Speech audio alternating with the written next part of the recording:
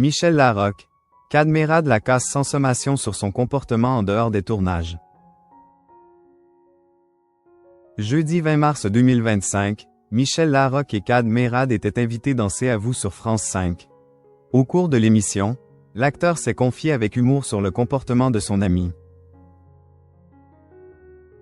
Michel Larocque et Kad Merad forment un duo complice à l'écran.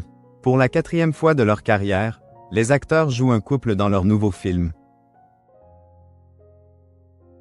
En effet, ils s'illustrent dans la comédie 100 millions de Nat Dumont, en salle le mercredi 26 mars prochain. Dans ce long métrage, Kad Merad incarne Patrick, un vétéran de la lutte contre le patronat.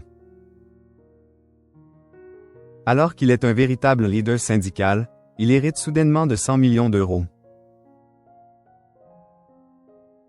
Et si sa femme Suzanne, jouée par Michel Larocque, souhaite changer de vie, l'homme n'a aucune intention de bouleverser son quotidien. Kad Merad se moque de l'intégrité de Michel Larocque. Une semaine avant la sortie de 100 millions, Michel Larocque et Kad Merad sont venus présenter le film dans C'est à vous sur France 5.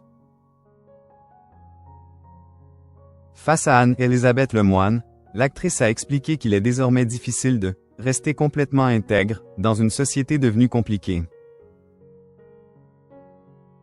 Là, on parle de gens bien dans ce film, de gens honnêtes, s'est-elle ensuite réjouie.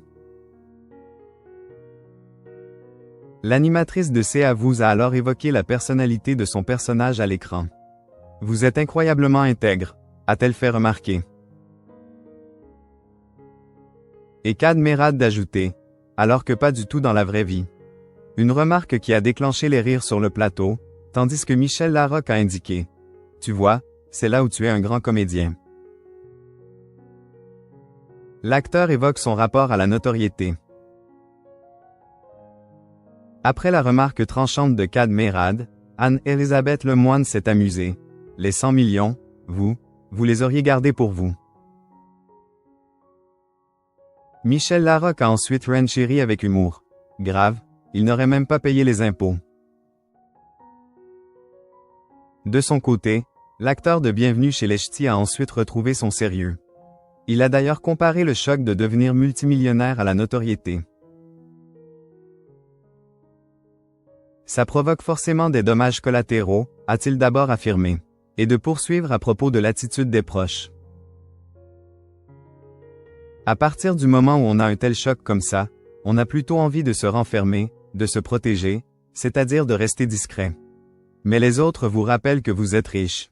Des confidences sincères.